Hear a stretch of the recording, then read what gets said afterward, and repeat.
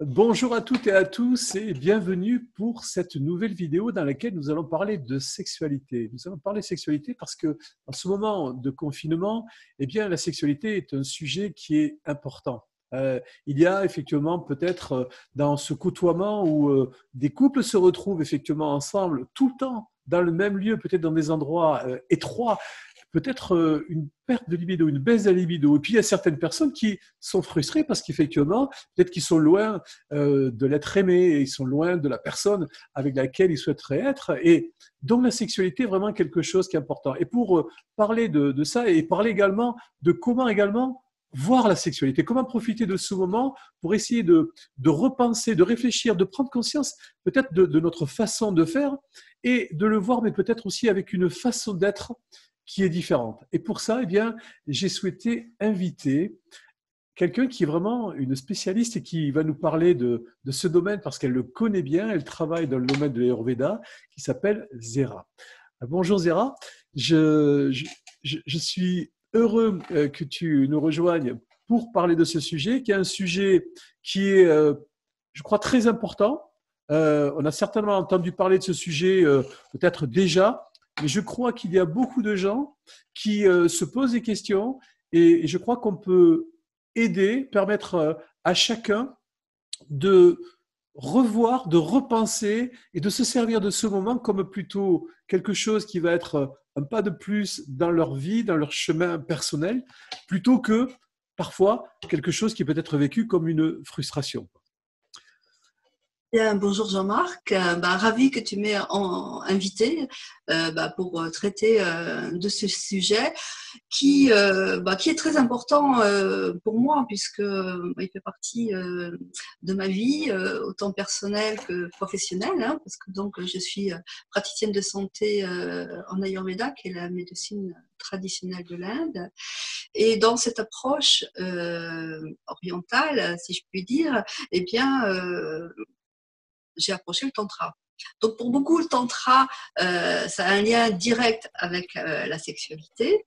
Alors je dirais, ça a un lien avec la sexualité, mais ce n'est pas que ça, hein. Le tantra, ça veut dire c'est une voie. Et la racine tan en sanskrit, ça veut dire l'ouverture.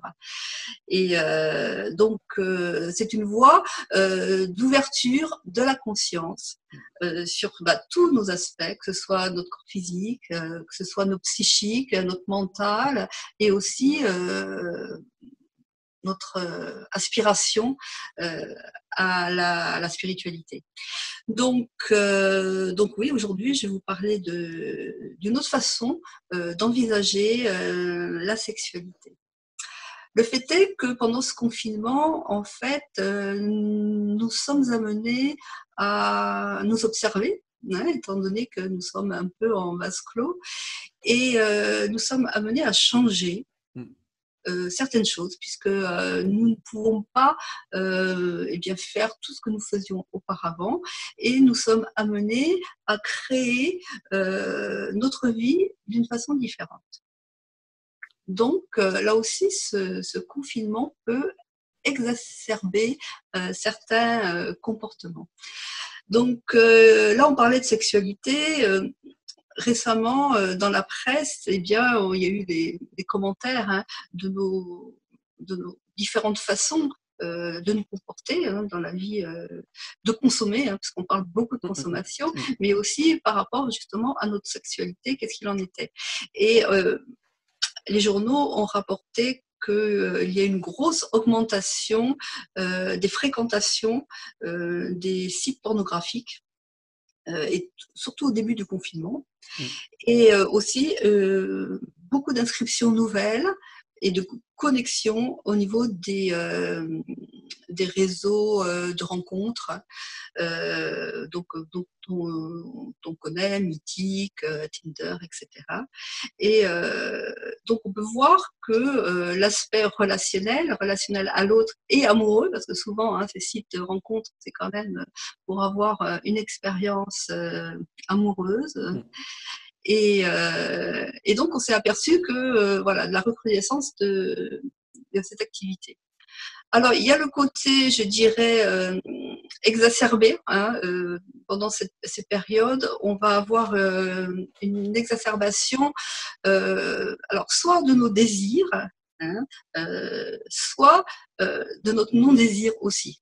Comme tu disais, comme tu l'as évoqué, selon les situations, si nous sommes dans de bonnes conditions avec l'être aimé ou l'être avec lequel on a une bonne relation, bon, peut-être que les choses vont se passer correctement, mais là aussi, ça peut être plein de surprises. Le confinement peut nous révéler que, en fait, dans notre sexualité ou dans notre lien aussi par rapport à l'autre, parce que quand on dit sexualité, voilà, c'est pas une finalité, il y a tout autour, il y a toute la relation amoureuse avec l'autre. C'est la relation qui prépare en fait à la sexualité. S'il n'y a pas la relation, la Voilà. sexualité, voilà.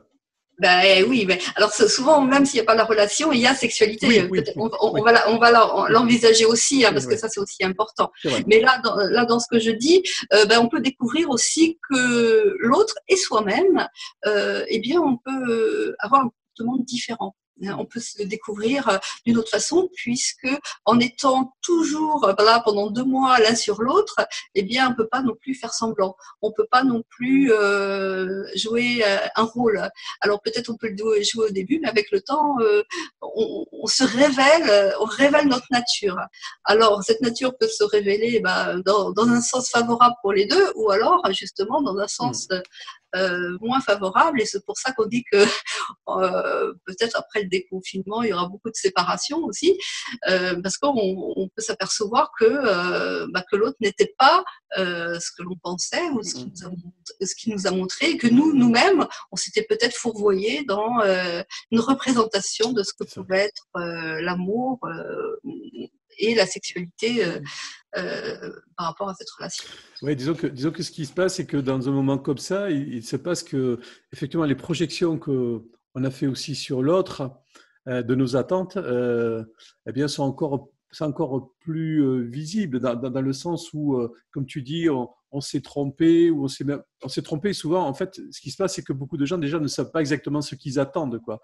C'est-à-dire qu'on va dans une relation en espérant quelque chose pour laquelle on n'est pas très clair, et en ne l'exprimant pas non plus avec la personne en face de nous. Donc il y a 2 personnes, une qui ne sait pas ce qu'elle veut et l'autre qui ne sait pas ce que l'autre attend. Donc c'est vrai que dans des moments comme ça où il y a ces projections, c'est vrai que ces frustrations, elles sont encore plus exacerbées. Et comme tu le dis, ça amène effectivement à des, certainement, sur la fin du confinement, à des séparations, quoi. Voilà. Et aussi sur la sexualité même, c'est-à-dire qu'est-ce que la sexualité. Et aujourd'hui, nous sommes dans une société de consommation, et on utilise la sexualité comme moyen d'attraction à la consommation. On voit bien les publicités que l'on peut voir pour une voiture, soit avec une femme, soit avec un homme. Maintenant, on utilise aussi bien le corps de l'homme que de la femme. Donc, on utilise le corps, la nudité du corps, l'attraction du corps pour vendre des choses. Et on a mis cette sexualité dans ce rôle de consommation. Et comme nous sommes des consommateurs, des hyper-consommateurs, dans nos sociétés dites de consommation, eh bien, la sexualité est passée au rang de la consommation. Et c'est pour ça que, justement, il y a une recrudescence d'inscriptions sur les sites ou de visionnage de films pornographiques, et parce que beaucoup considèrent la sexualité comme consommation, c'est-à-dire qu'ils vont aller à la recherche de la satisfaction de leurs désirs d'une façon rapide et avec le plus possible, je dirais, de sensations fortes. C'est un peu comme les personnes qui se droguent. En fait, elles recherchent justement toujours le plus. Et là, à ce niveau consommation de la sexualité, ça va être pareil. Et c'est pour ça qu'on va être amené à vivre des expériences de plus en plus stimulantes et pas forcément justement dans le côté amour ou le côté respect de soi et de l'autre. Donc,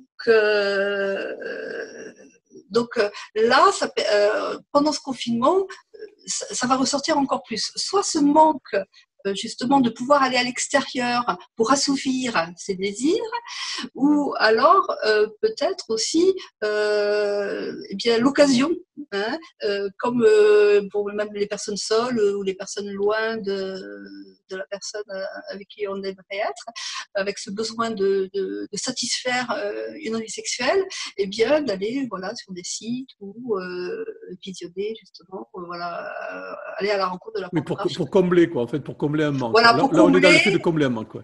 Voilà, combler un manque et en même temps avec ce désir quand même de, tu vois, de rencontrer des sensations C'est ça. fortes, hein, et nouvelles et fortes. Ouais. Et c'est pour ça que lorsque tu m'as proposé cette interview, cette co-création, hein, cette réflexion sur la sexualité, je voulais parler du tantra. Parce que les gens s'imaginent, quand on entend le mot tantra ici en Occident, on pense toujours à sexualité, et puis souvent on me dit oui, mais alors c'est n'importe quoi, c'est la grosse orgie, et choses comme ça. Non, tantra, c'est pas ça. Alors je voudrais vraiment remettre les choses à leur place. Le tantra, c'est une voie d'ouverture de la conscience. C'est une voie personnelle pour vivre en pleine conscience, alors sur tous les niveaux. Et donc, la sexualité, c'est à peu près 10%. Hein. Il y a des textes au niveau du tantra, et en ce qui concerne la sexualité, c'est à peu près 10%. Et aussi, est considéré, la sexualité, ça peut être une voie en elle-même pour s'ouvrir Au niveau de la conscience. sur la conscience, sur notre soi, hein, sur nous-mêmes, pour se découvrir. Alors, comment ça se fait? Et donc, c'est pour ça que j'ai parlé un petit peu tout à l'heure de cette consommation un petit peu à outrance et recherche de plaisir rapide. À l'extérieur, d'aller chercher à l'extérieur. C'est la voilà, première étape, c'est on va chercher à l'extérieur. Voilà. Tout à fait. Et donc, le tantra va nous amener vers notre intérieur et aussi à la découverte de notre corps qui est notre véhicule. On est bien d'accord que si on vit sur cette terre, c'est parce qu'on a ce corps. Et on va être amené à développer nos 5 sens. Nous avons tous des sens, les 5 sens pour aborder ce monde, hein, c'est-à-dire la vue, le toucher, l'odorat, le goût, afin de percevoir le monde. Mais nous n'utilisons pas nos sens à 100%, si je puis dire. Et au contraire, cette société dans laquelle nous vivons, où en plus il y a le tout télévisuel, etc., nous fait que nous utilisons de moins en moins nos sens. Donc le tantra va nous amener à revenir vers nous et à aller à la découverte de nos sens. Et dans la relation sexuelle, justement, ça va être utiliser nos 5 sens pour ouvrir le corps, aussi bien donc de soi-même que de son partenaire, et accéder à une autre dimension. Vous savez bien que si vous entendez très très peu, bon ben voilà, la musique elle va peut-être pas avoir autant de qualité et autant de plaisir que si on a une ouïe très très raffinée, très fine. Et pour le goût aussi, si on a une perte de goût ou on a très peu de goût, c'est pas la même chose que si on a un palais très fin et qui fait que on va vraiment s'extasier sur le mec que l'on va manger. Et donc la sexualité ne va pas être bornée aux zones génitales. Au contraire, on va utiliser l'ensemble du corps et toutes les zones du corps vont être érogènes. Donc, ce qui fait que ça va nous apporter un plaisir qui va être extatique. Ouais, extatique. Extatique, ouais. Qu'une simple, je dirais, jouissance, qu'un simple orgasme qui est le résultat d'une stimulation des organes sexuels. Est-ce que, si tu veux, Zara, est-ce qu'on pourrait dire que le plaisir tel qu'il est conçu aujourd'hui et consommé, c'est plutôt quelque chose qui s'adresse à des mémoires et qui sont plutôt dans notre mental, Quand on parle du tantra, c'est quelque chose effectivement qui s'adresse à quelque chose plus de domaine de l'être. Est-ce qu'on pourrait dire ça? En fait, on va faire l'expérience par le corps, hein, d'une façon, que ce soit d'un côté ou de l'autre. Oui. Mais dans le premier, quand on fait au niveau du tantra, on va être au niveau de la subtilité et d'ouverture de la conscience. Et quand on n'a pas cette conscience, eh bien, on va rester dans la tête, dans le mental. Et c'est pour ça qu'on va avoir besoin de fantasmes pour s'exciter et pour avoir plus de plaisir, etc. Et que le mental va avoir une grande importance. Ouais, disons que tout ce qui est représentation. Ça va être laisser tomber le mental et justement être dans la présence. En fait, le tantra, c'est comme une méditation. Hein. Et ça nous oblige à être dans la présence et apprendre à conscientiser chaque partie de notre corps, chaque sensation. Et les sensations par rapport à nos 5 sens. Pas par rapport au toucher. Vous voyez, est-ce que dans le tantra, on pourrait dire aussi qu'on va être dans l'acceptation? Parce qu'en fait, il y a une chose, c'est quand on est dans la consommation, on est aussi il y a la notion de performance, d'accord? Ça, c'est le mental. Et quand on va être dans la posture du tantra, et dans cette posture-là, est-ce qu'on va être dans une posture d'acceptation? C'est-à-dire, c'est de laisser faire, de laisser être, d'être à l'écoute des choses? Tout à fait. Déjà à l'écoute parce qu'on va se découvrir, et puis l'acceptation de soi dans toute sa composante, c'est-à-dire accepter aussi son corps physique, ce qui n'est pas toujours évident, et accepter l'autre tel qu'il est. Parce que souvent on veut que l'autre renvoie une image de ce qu'on aimerait, et où on accepte de l'autre qu'une partie de ce qu'il est. Donc c'est vraiment l'accueil de ce qui est, c'est dire oui à ce qui est. C'est ça, c'est ça. Disons que pour accepter le corps de l'autre, il faut déjà commencer à accepter le sien, c'est ce que tu disais. Parce que c'est sûr que si effectivement, on n'est pas aligné et on n'est pas dans l'acceptation de qui on est et l'acceptation totale de son corps, c'est sûr que, comme tu disais, on va chercher à avoir quelqu'un qui va quelque part faire qu'on va se sentir valorisé. Mais évidemment, c'est à nouveau le mental et on n'est absolument pas dans l'être dans ce cas-là, quoi. On est toujours dans la consommation et dans la représentation de quelque chose qu'on voudrait, quoi. Ah voilà, et c'est pour ça qu'en fait, il y a ce qui est fondamental dans la relation dans le tantra, c'est la confiance. Et à partir du moment où on peut s'abandonner à l'autre, hein, c'est-à-dire qu'on va lui faire confiance, on va être à même d'être disponible pour être à l'écoute de soi. À l'écoute de son corps, à l'écoute de ce qui se passe en nous. Et sans cette confiance, c'est pas possible. Et il y a aussi cette notion, je dirais, d'amour, parce que en fait, le tantra va nous amener sur une voie, je dirais, énergétique, puisque on va découvrir que le monde est vibration. Et dans la recherche du plaisir, hein, quand il y a un orgasme, c'est une chimie qui se passe, mais c'est une vibration, une énergie qui est dégagée de nous. Et donc, dans le plaisir que peut nous amener le tantra, eh bien, va y avoir la découverte que le corps est vraiment énergétique et vibratoire. Et quand je disais qu'on va avoir du plaisir, mais pas que par les parties génitales, on va avoir du plaisir par toutes les cellules du corps. Et c'est ça qui va nous permettre d'avoir un orgasme différent et qui va pas nous épuiser.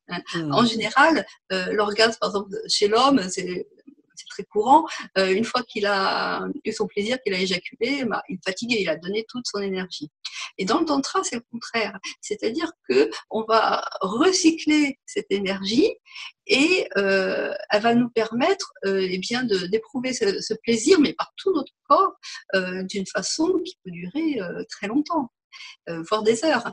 Et cette énergie recyclée va nous amener dans la créativité. C'est-à-dire qu'on va utiliser cette énergie déjà pour être soi-même et pour, par exemple, quand on est seul, hein, parce qu'on a évoqué les couples, mais il y a les personnes seules, eh bien, notre énergie sexuelle va être utilisée pour la créativité. Donc, ça va nous donner cette puissante envie d'écrire, de danser, de faire des choses. Et que quand on regarde l'orgasme commun, si je puis m'exprimer ainsi, eh bien, une fois que c'est fini, on voudrait que ça recommence, mais on est fatigué. On a été enlevé d'une énergie, et puis en même temps, on aspire toujours à une prochaine fois, mais une prochaine fois, ça ne dure pas. Que quand on arrive à atteindre cet orgasme extatique, c'est comme s'il restait en nous. Et on a cette empreinte énergétique qui reste dans nos cellules. Et ça, c'est très fort. J'entends, si tu veux, moi je parle, alors c'est pas le sujet que j'aborde parce que c'est un sujet qui, toi, vraiment est quelque chose qui est important. C'est vrai que c'est pas là-dessus que je travaille, mais disons que je travaille sur la même chose en fait. C'est que ce que j'explique, c'est que lorsqu'on est dans le mental, on fait les choses avec notre énergie. Et évidemment, notre énergie, quand on le fait, elle sort et on la dépense. Voilà, on la dépense. D'accord. Par contre, quand on est effectivement dans cette conscience, connecté à l'âme, connecté à notre intuition, on va être dans cette connexion et à ce moment-là, on est dans cette énergie. C'est ce que tu es en train de dire. On est dans cette énergie. Donc à ce moment-là, il n'y a pas de consommation de quoi que ce soit. On est cette énergie, on est dans cette énergie et effectivement, elle continue après puisqu'on y est connecté. Donc, évidemment, la différence dans ce que tu es en train de dire, c'est que, effectivement, là, évidemment, on va éveiller en même temps les sensations au niveau du corps. Donc, effectivement, il va y avoir encore une présence encore plus forte au niveau du corps, quoi, de ce qui se passe à l'intérieur du corps. Aussi au niveau du cœur. Oui, du cœur, oui, bien sûr, j'ai dit du corps, mais parce qu'on parlait des sensations, mais du cœur, effectivement, tout à fait. C'est important qu'il y ait cette notion, moi je dis cette notion d'amour. Alors quand je dis amour, ça ne veut pas dire qu'on ne peut pas ressentir cet orgasme dans des situations où il n'y a pas une relation amoureuse. Par exemple, quand il y a dans des stages de tantra, on peut très bien faire des exercices à deux et sans qu'il y ait relation sexuelle, hein, sans qu'il y ait pénétration, etc. Mais rentrer dans ce jeu et connaître une expérience extatique sans qu'il y ait pénétration ou qu'il y ait relation sexuelle. Mais il y a une connexion au niveau des énergies. Et toutes les énergies, enfin l'énergie sur laquelle l'univers repose, c'est l'énergie d'amour. Et donc, quand on arrive à connecter cette énergie, on va rentrer dans ce champ, en fait. On rentre dans ce champ et on va bénéficier de ce champ. Si on n'est pas dans ce champ énergétique, c'est-à-dire que si on est comme tu dis, dans le mental, et si on est dans le vouloir, dans la représentation, dans la consommation, etc., eh bien, ça ne peut pas fonctionner. Hein, ce qui paraît évident, parce que ce sont des énergies qui sont basses et la fréquence n'est pas du tout la même. Donc, si tu veux, c'est quand même une appréhension qui peut arriver à n'importe qui, n'importe comment, n'importe quand. Après, par contre, c'est vrai qu'il y a quand même, je dirais, certains exercices, certaines choses que l'on peut faire quotidiennement qui vont affiner notre ressenti et notre ouverture de conscience, notre qualité d'être, notre ouverture de conscience. D'accord. Et donc, là aujourd'hui, pour ces personnes, pour tous ces hommes et ces femmes qui sont soit seuls, soit en couple, qu'est-ce que… parce que, alors, il y a une chose qui est importante aujourd'hui, et surtout dans ce moment, c'est l'aspect de la nouveauté. C'est-à-dire que, effectivement, quand on est dans un moment où il y a une répétition, on se retrouve ensemble et que l'habitude redevient encore plus lourde, effectivement, donc qu'elle ne l'était avant. Déjà, elle y était, mais on sortait du cadre, on allait chercher la nouveauté à l'extérieur, mais là, elle n'y est plus. Donc, dans ce moment où, en fait, il n'y a pas de nouveauté, où déjà, effectivement, comme tu le dis, il faut aller chercher sur des sites de rencontres ou autres, tout un tas de choses pour créer cette excitation et cette nouveauté. Comment est-ce que certaines personnes qui aujourd'hui ne sont pas du tout, sont dans une sexualité, on va dire, traditionnelle, pour dire, voilà, de consommation. Hein. Qu'est-ce qu'on peut donner à chacun pour leur permettre de commencer à tester, faire une expérience de quelque chose de nouveau? Pour aller sur quelque chose, tu vois, on parle de nouveauté, donc d'aller sur quelque chose, au lieu d'utiliser des sextoys, des vidéos pornographiques, etc., toute la panoplie qui est vendue et qui est évidemment purement commerciale, qui n'utilise que les émotions et qui ne fait que réagir sur les émotions. Qu'est-ce qu'on peut commencer à donner? On peut dire pour des personnes seules d'abord, et puis par exemple pour des couples, pour dire, OK, quitte à jouer entre parenthèses, d'accord? C'est-à-dire dans ce côté ludique et de dire, bon, on va faire quelque chose de nouveau. Qu'est-ce qu'on peut leur conseiller de faire? Alors déjà, ce qui est important, c'est de ritualiser la relation sexuelle. C'est-à-dire que qu'elle prenne un caractère sacré. C'est pour ça qu'on parle dans le tantra, on parle de sexualité sacrée. Hein, c'est-à-dire que c'est pas du tout, voilà, c'est pas amener pour s'amuser 5 minutes en consommation. Non, c'est prendre l'autre en considération. Parce que quand on réfléchit bien, c'est quand même pas rien, l'union sexuelle. Alors, on parlera après des gens seuls. Mais si on parle du couple, là, c'est quand même pas rien. De pénétrer une femme et de se laisser pénétrer par un homme, c'est une intimité qui est incroyable. Bien sûr, bien sûr. Donc, on recherche une fusion, une unité à travers le corps de l'autre. En fait, le tantra, c'est aussi la fusion du masculin et du féminin. Hein, c'est cette recherche de complétude. Danse, hein, du masculin et du féminin, tout à fait.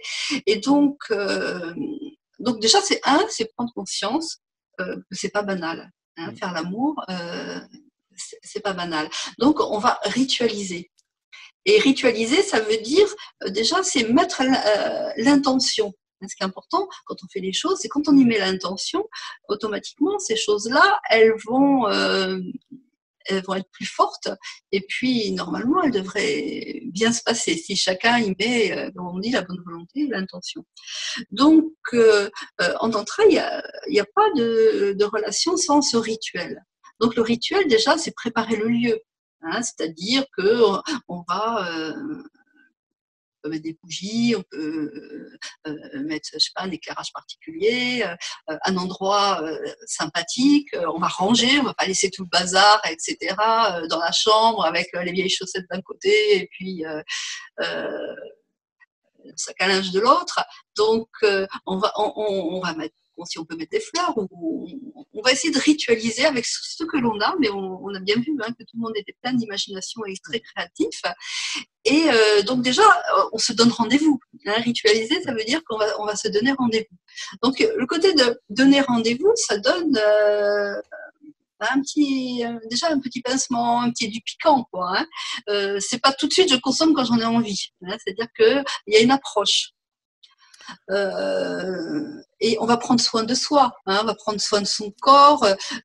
Étant donné que je disais qu'on va exacerber tous nos sens, alors déjà, donc ça va être la vue, déjà par rapport à ce qu'on peut un petit peu décorer, ce qu'on peut amener d'agréable au niveau de la vue.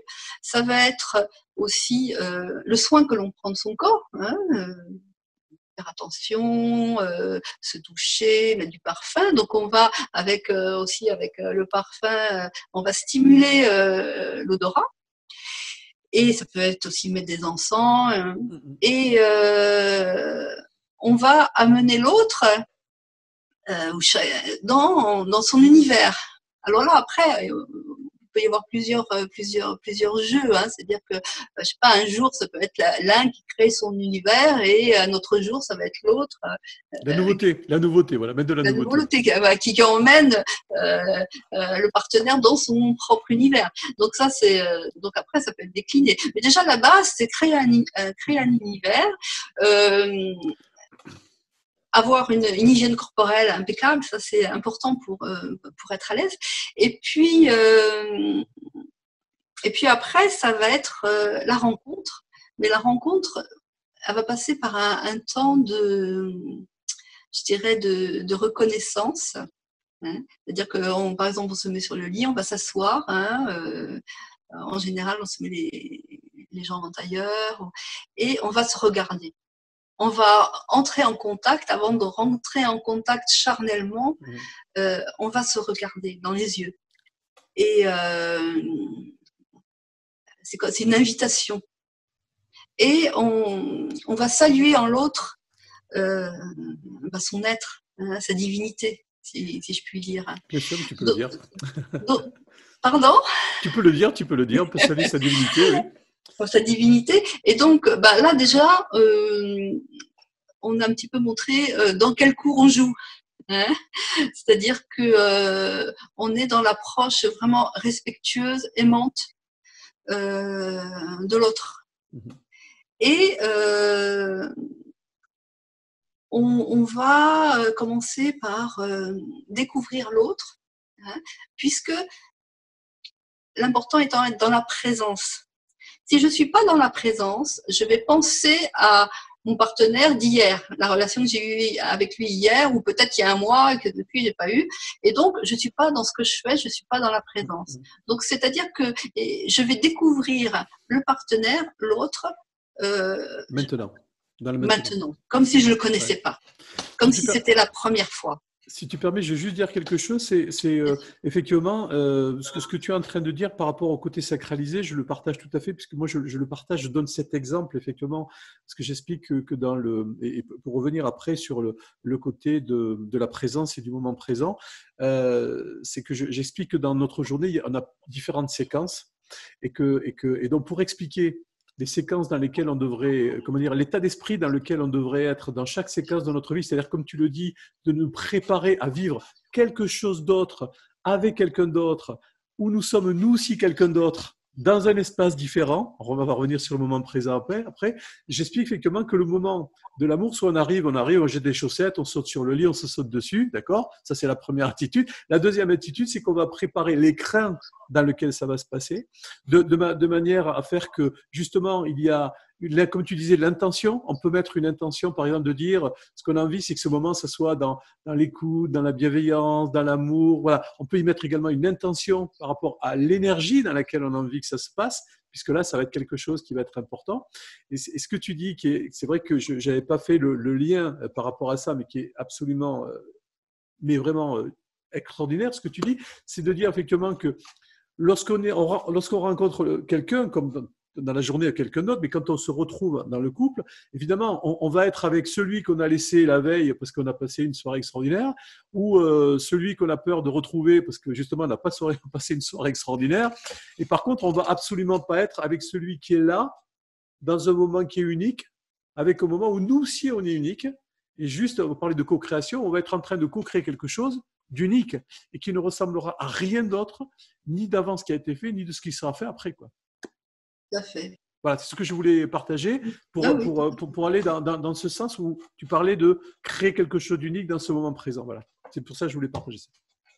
Voilà, alors donc après cette reconnaissance par la vue, ce regard, les yeux dans les yeux, eh bien, on va accorder notre respiration.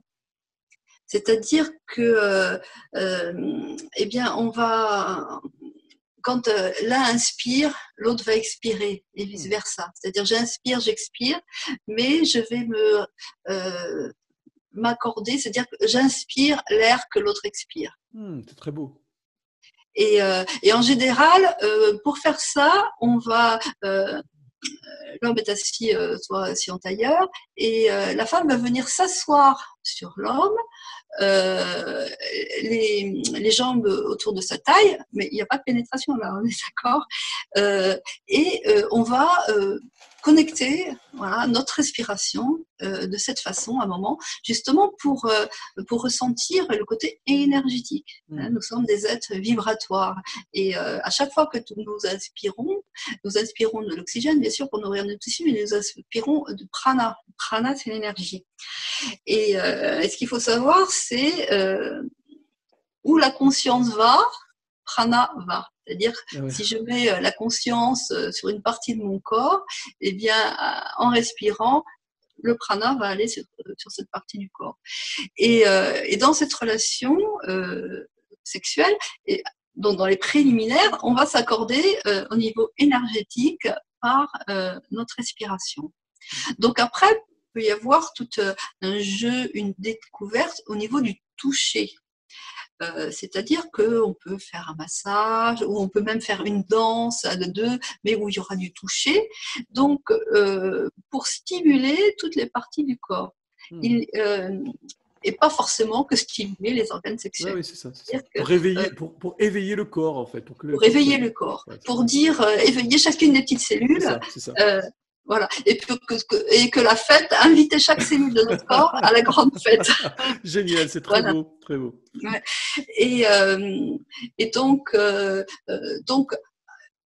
avec ces préliminaires, hein, entre guillemets, j'aime pas trop le mot, mais eh bien, peut y avoir après relation sexuelle, c'est-à-dire pénétration ou autre, ou pas.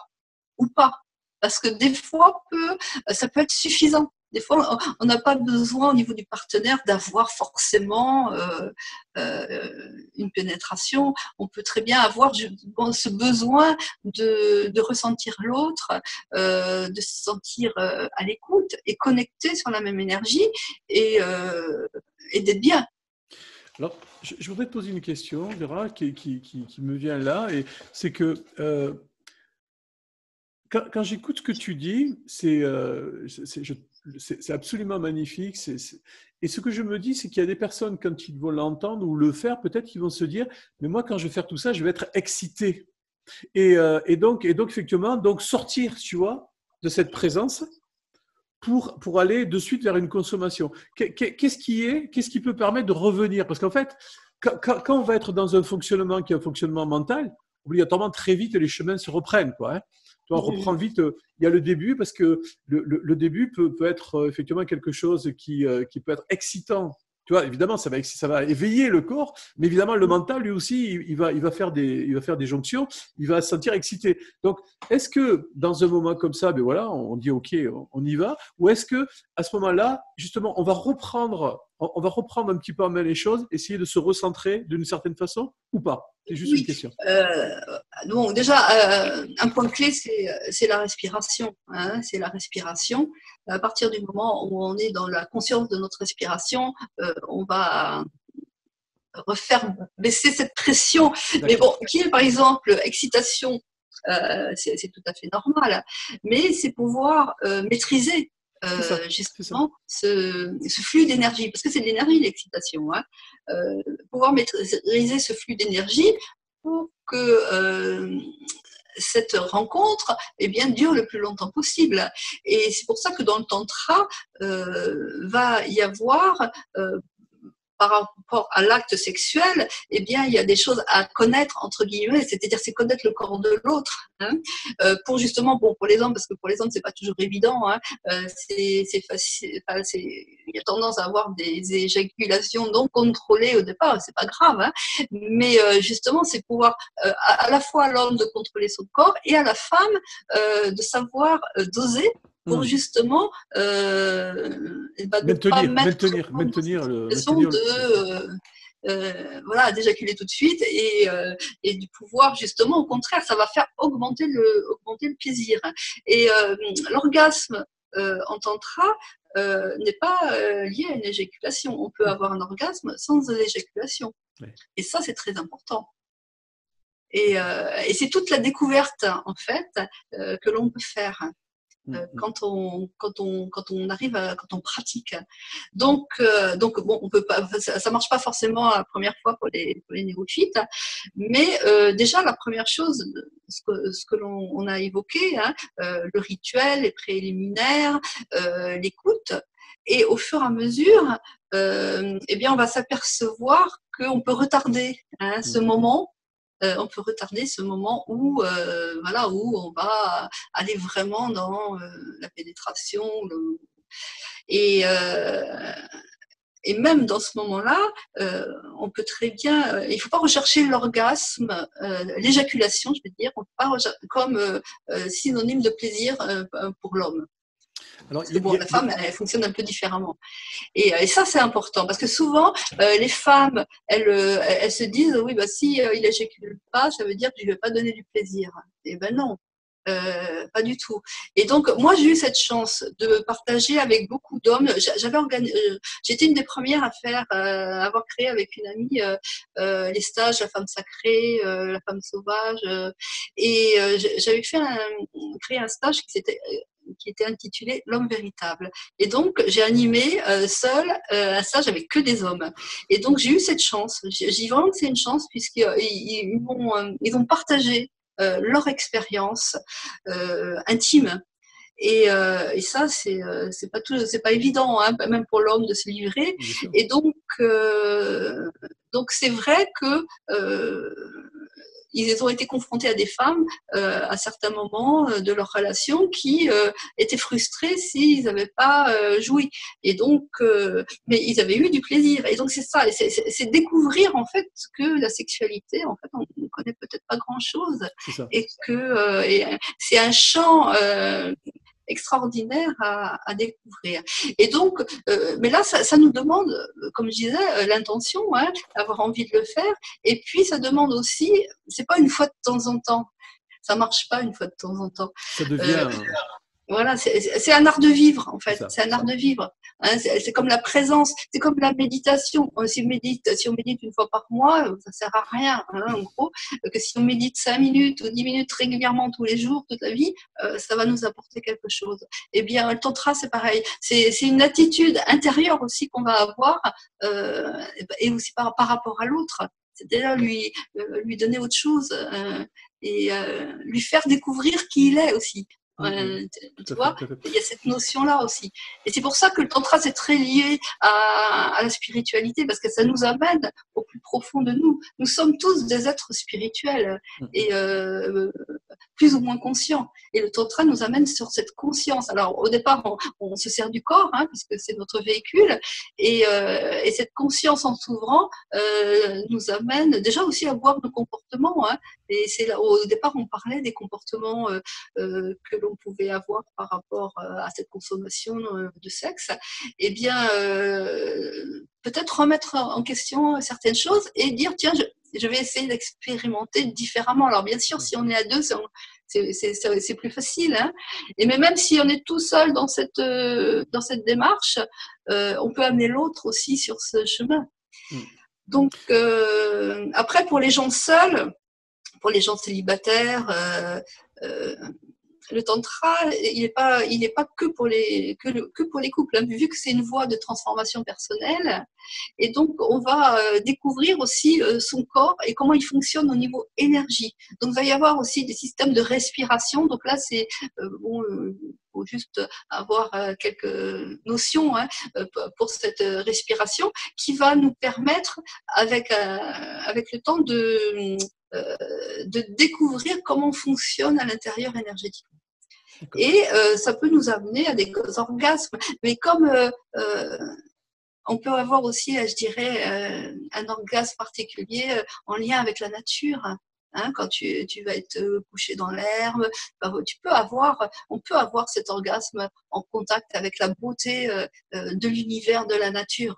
On peut avoir ce contact. Bien sûr. Et donc, en étant seul, on peut gérer aussi cette énergie. C'est-à-dire que pas forcément voilà, par la masturbation, parce que il faut que je sorte une énergie. Je me libère. Voilà. Justement, et je vais recycler cette énergie. C'est-à-dire que je vais l'utiliser pour moi, hein, et en fait, ça va être transformé au niveau de notre créativité. Donc, par rapport à qui on est, ce qu'on fait, ce que l'on aime, etc., ça va peut-être se mettre au niveau de son travail, au niveau, peu importe, mais ça va être recyclé. Et on n'aura pas une frustration, c'est-à-dire de ne pas avoir eu de relation sexuelle avec quelqu'un parce qu'on a été confiné pendant un moment, ou parce que tout simplement on est célibataire, parce qu'il y a beaucoup de personnes qui sont seules et ça peut durer assez longtemps.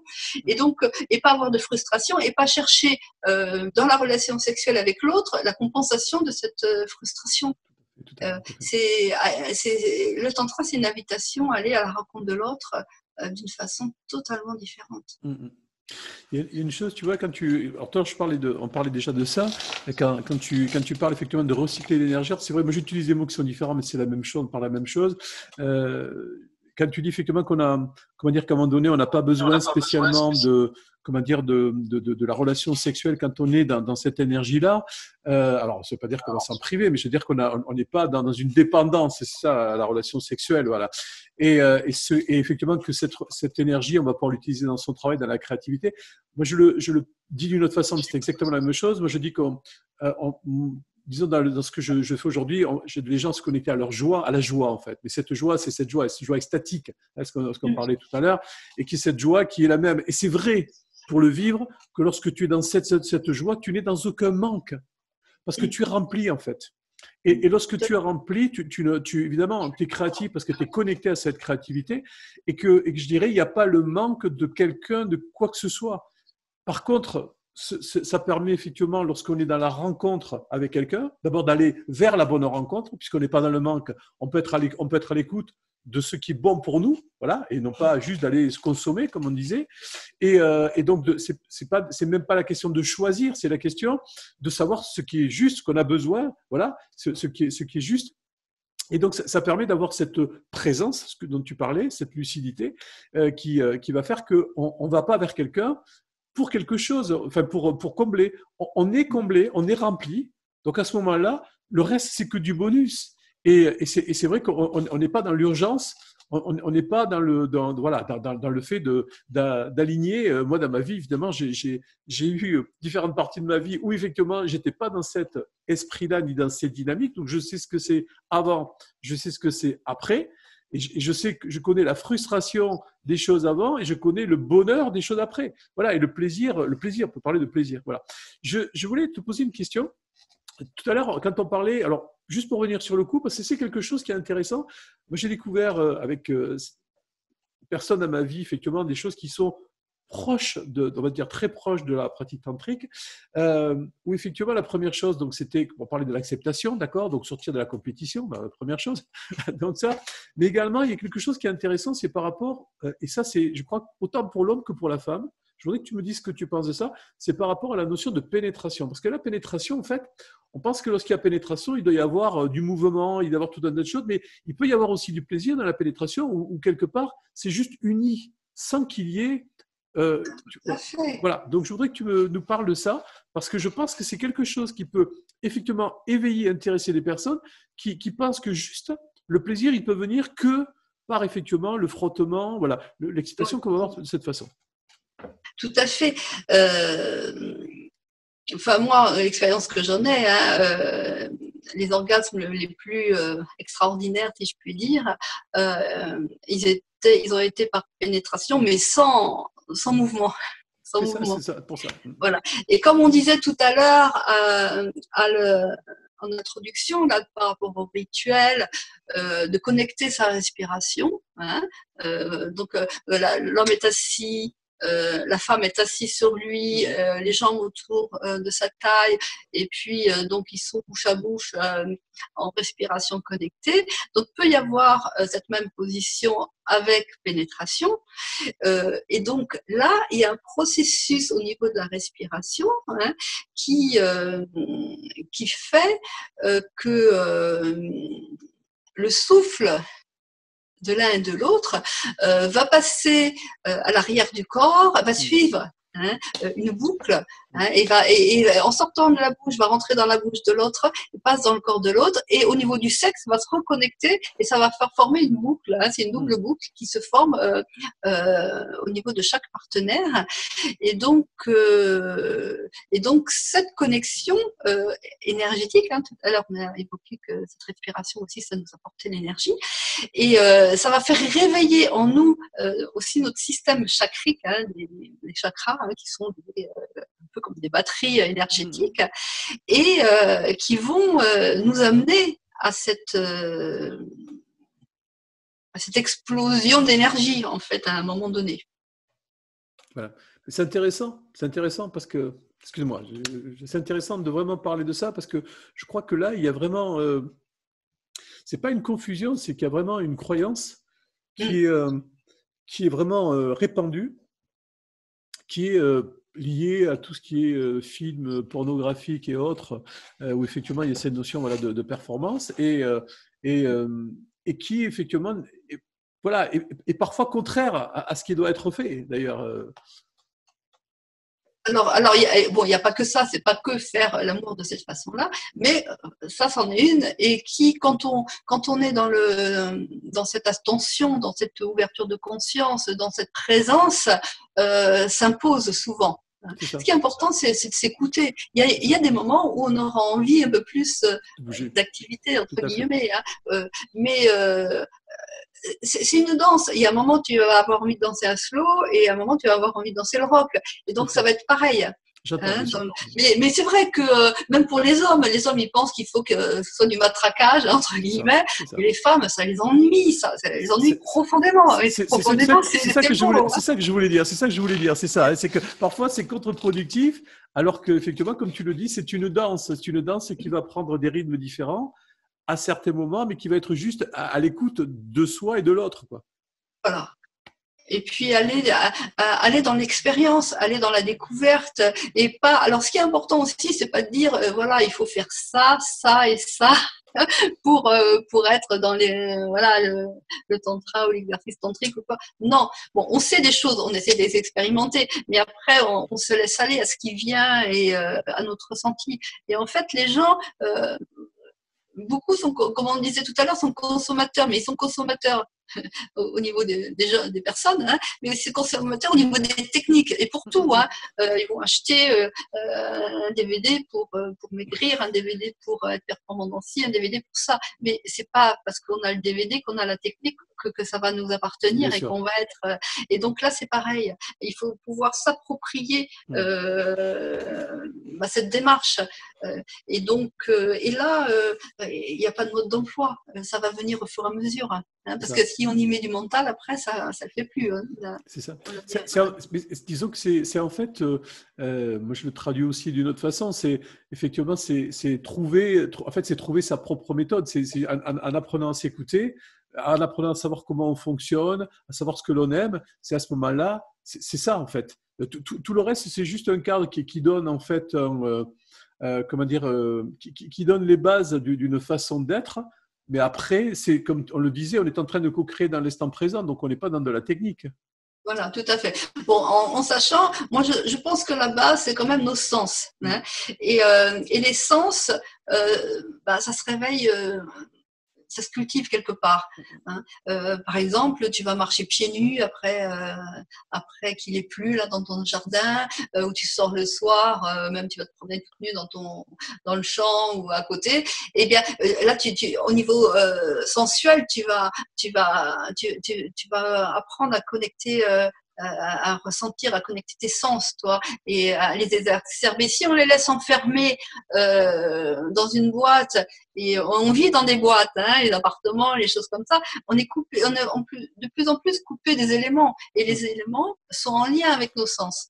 Donc, il faut retrouver ça pour justement être plus raffiné après dans l'usage de nos sens dans la relation amoureuse. Alors c'est intéressant, tu as parlé de… Juste, je voudrais que tu puisses parler un petit peu plus de ce que tu disais par rapport au féminin sacré. Et tu disais l'homme sacré, c'était quoi le terme que tu as utilisé? L'homme authentique et véritable. L'homme authentique et véritable. Okay. Voilà. Ouais, je voudrais que tu nous dises quelques mots par rapport à ça. Par rapport à l'homme authentique et véritable? Oui, je pense que ça peut être intéressant. Oui, bon, alors…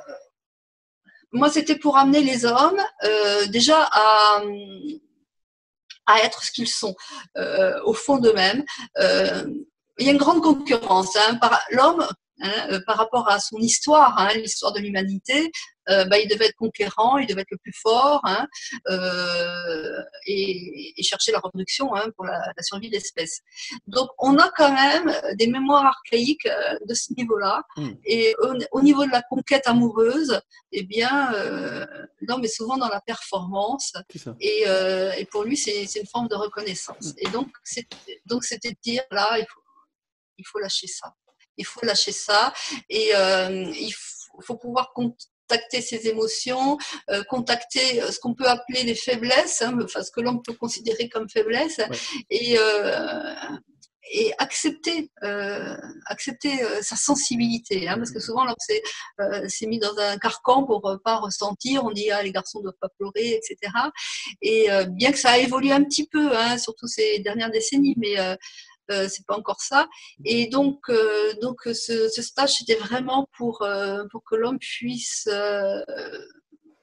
être lui-même, sans ces clichés, sans devoir être de telle Et façon. la représentation, sans être la représentation masculine qui doit être. Tu veux, il y a quelque chose que j'ai partagé avec quelqu'un il y a quelques jours, donc je vais le renoter. Et si tu veux, c'est tout à fait dans ce cadre-là. C'est pour ça que je pensais que c'était intéressant que tu puisses parler de ça. C'est effectivement que je trouve aujourd'hui, il y a une chose qui est importante, c'est que l'homme doit pouvoir accepter d'être vulnérable.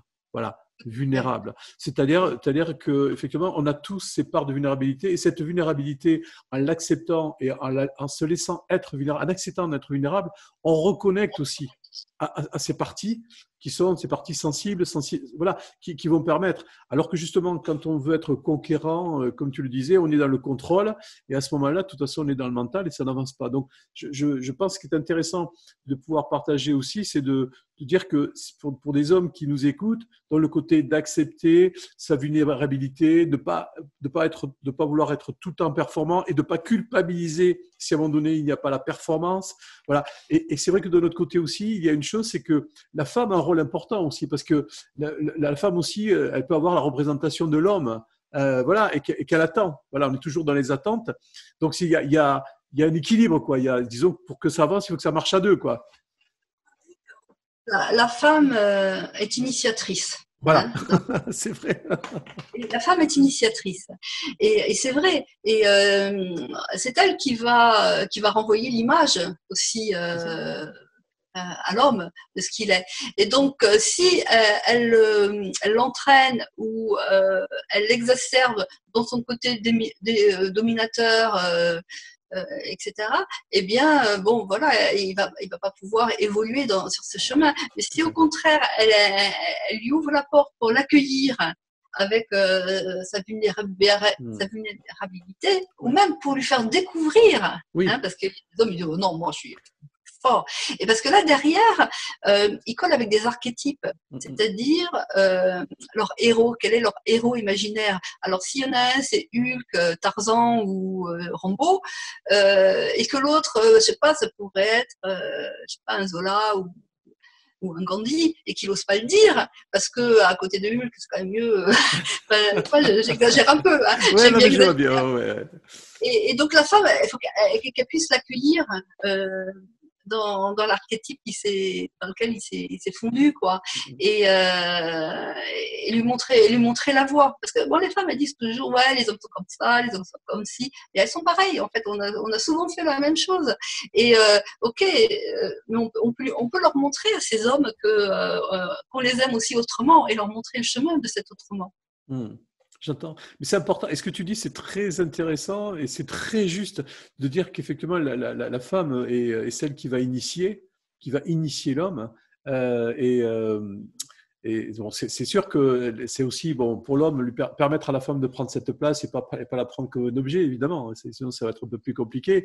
Mais c'est vrai que lorsque une femme va laisser être un homme, va accepter qu'il soit dans ses forces, dans ses faiblesses, et l'accepter, l'accueillir dans ce moment-là, effectivement, un homme va pouvoir se laisser aller à être plus lui-même, plus dans cette sensibilité, plus dans cette fragilité. Je cherche le mot tout à l'heure, fragilité, vulnérabilité. Et en même temps, en étant dans cette fragilité, vulnérabilité, il va connecter, évidemment, à des choses qui vont être beaucoup plus intérieures. Voilà, il va connecter à quelque chose de beaucoup plus intérieur. Et puis aussi, quand la femme va pouvoir s'abandonner, parce qu'il ne faut pas croire, c'est pas évident de s'abandonner, parce que souvent les femmes, elles s'abandonnent pas dans la relation d'amour. Elles font, mais elles s'abandonnent pas. Et c'est pour ça qu'on dit qu'il y a beaucoup de femmes qui sont frigides, qui n'arrivent pas à l'orgasme. Mais c'est parce qu'elles s'abandonnent pas.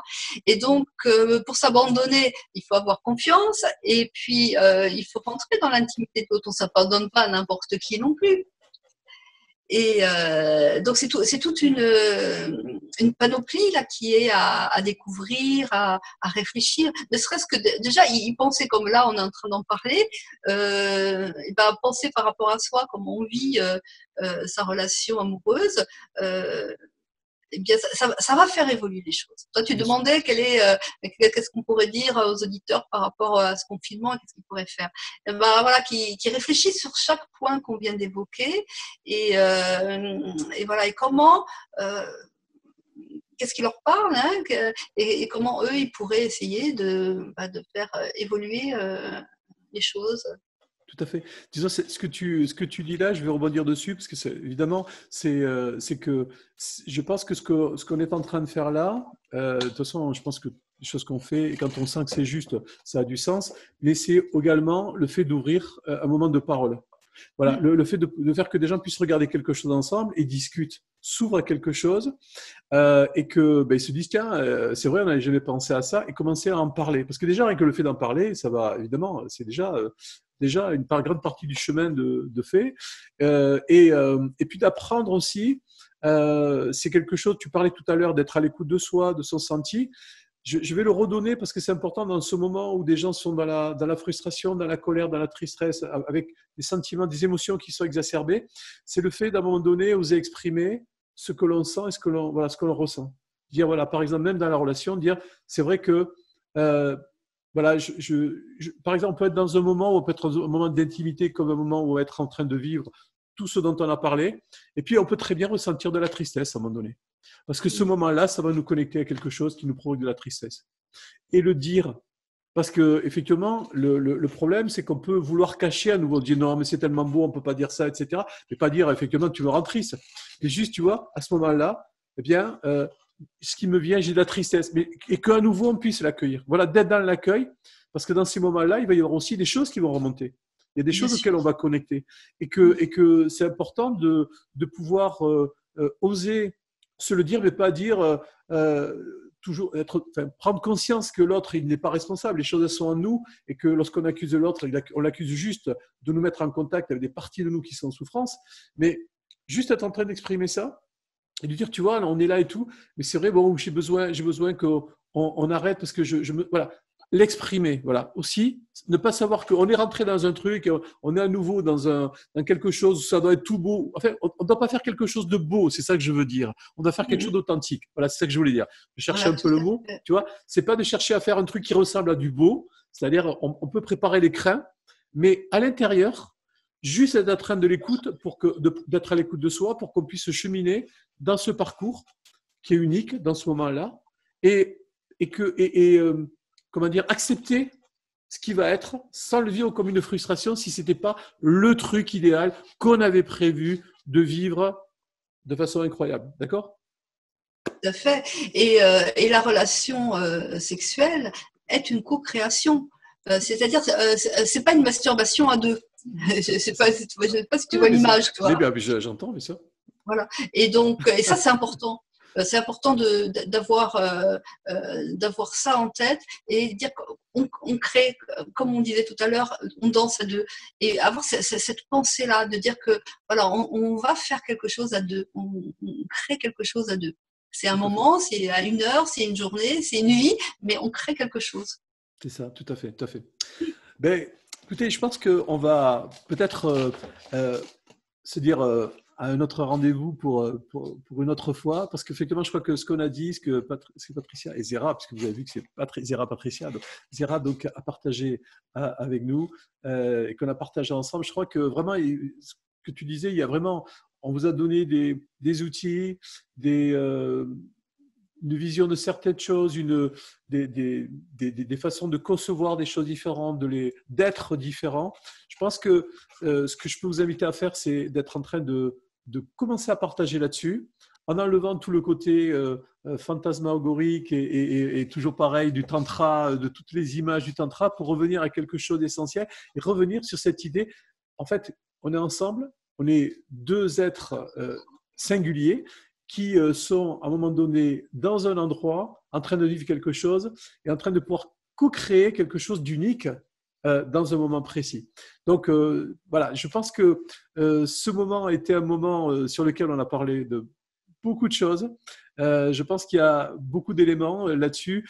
Concernant Zera, vous aurez sous la vidéo, que ce soit sur YouTube ou Facebook, vous aurez obligatoirement les liens. Vous pourrez voir le travail qui est fait. Vous pourrez la contacter si vous le souhaitez. Et vraiment, je voulais te remercier de ce moment. Est-ce que tu voudrais partager quelque chose de plus avant qu'on termine? Juste que c'est à la portée de tout le monde. Voilà, Ok. c'est pas réservé qu'à certains, c'est à la portée de tout le monde et tout le monde a ce potentiel en soi. D'accord, super. Merci beaucoup. Écoutez, Et puis, te remercier parce que j'ai apprécié notre échange. ok, merci beaucoup. Moi aussi, c'était vraiment magnifique. En fait, j'ai parlé de sujets dont j'ai pas l'habitude de parler sur les enregistrements que je fais, mais qui me sont chers. Et ça m'a donné l'occasion de pouvoir les partager avec toi et de les partager avec vous, parce que ce sont des sujets importants, évidemment. Donc, je vous dis à très, très vite pour une prochaine vidéo. Au revoir et prenez soin de vous.